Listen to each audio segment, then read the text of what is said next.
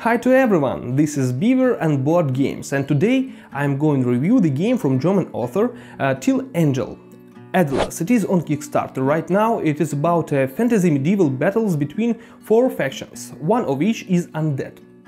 Sounds interesting?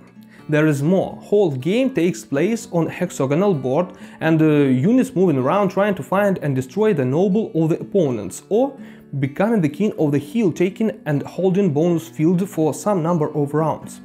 Let's now take a look on the game a little bit closer. Before the game starts, each player receives unit tiles of its own faction. Choosing one of the available castles, player puts one noble from 3 on it. Also, each player begins game taking 5 gold coins, except undead, which starts only with 3. For these coins, player before start can hire troops, paying for each unit with gold, but it is not necessarily. Each unit has his hiring price, attack and defense, and also movement points as an unique ability, which description is on the ability sheet. Players act one after another, and the active player in the first phase of the round gets income, gold coins and the event cards. All the income goes from the player units on the field. After that, the second phase, buy and run, begins. Player gets 3 action points and all them must be consumed before the turn ends. Playing the event card need a different amount of action points shown on the card. After that, the card puts next to the board, and when the effects of the card is played, it leaves the game. The event cards can give the players powerful bonuses as additional income, hiring bonuses or enemy attacking. Also, in this phase, player can move his troops. Activating unit, the player pays 1 action point and can move his noble or regular unit on as many hexes as movement points on it. Moving is available only to a vacant adjacent field, and for 2 action points, player can allow 2 adjacent units swap the fields. The adjacent unit to the enemy can attack him for 1 action point. Before the battle, players can play any number of event cards, and after that, the battle begins.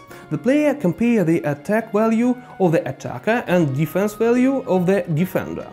If the attacker has higher value than defender unit, it removes from the game.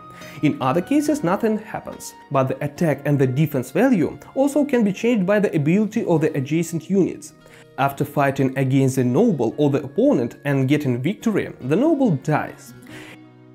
It takes off the board with all other units of the player. The winner gets all the coins and the event cards from the loser, as 2 coins from the bank as a reward.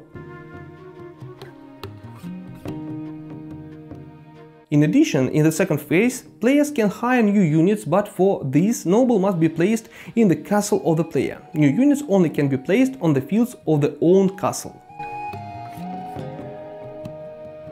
Many units in the faction of undead are not paid with gold but summoned. The undead can start 2 new incantations each round, placing on each unit the time counter as it says. While counters are on the tile, unit can do nothing.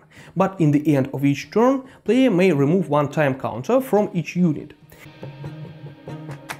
In the center of the board there is a bonus field with tower, and the player can hold this field and win the game as the additional condition for winning. If the player is able to hold any unit on the bonus field for a number of turns in a row, he wins the game. 3 turns for 4 players and 5 turns for 2 players.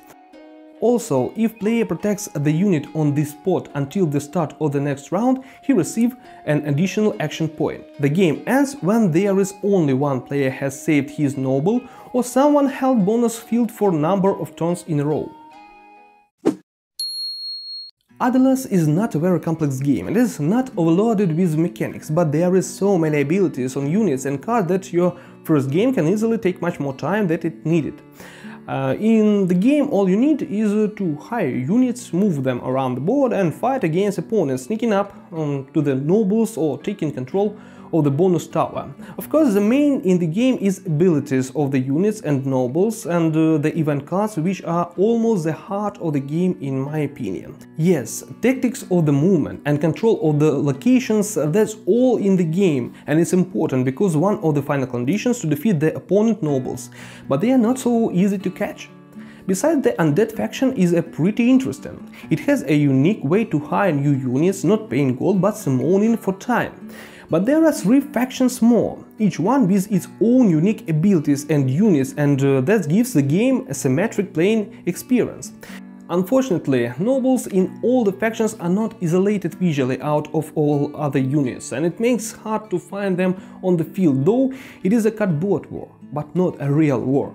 As for me, the game feels more pulling from side to side because the players have no restriction choosing the units to hire, and everyone put units in the battle on the front line, hiding his noble in the castle, and it takes a lot of time to get to him. All the main fights take place near the bonus field, which can give an additional action point. Also, I must say that the game looks much better in real than on picture. Nice artwork, especially on the cards.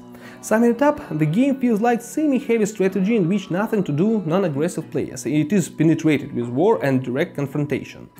And that's all for now. If you liked the video, thumb up, and thanks for watching. Today with you was Beaver and Beaver Games. See you later.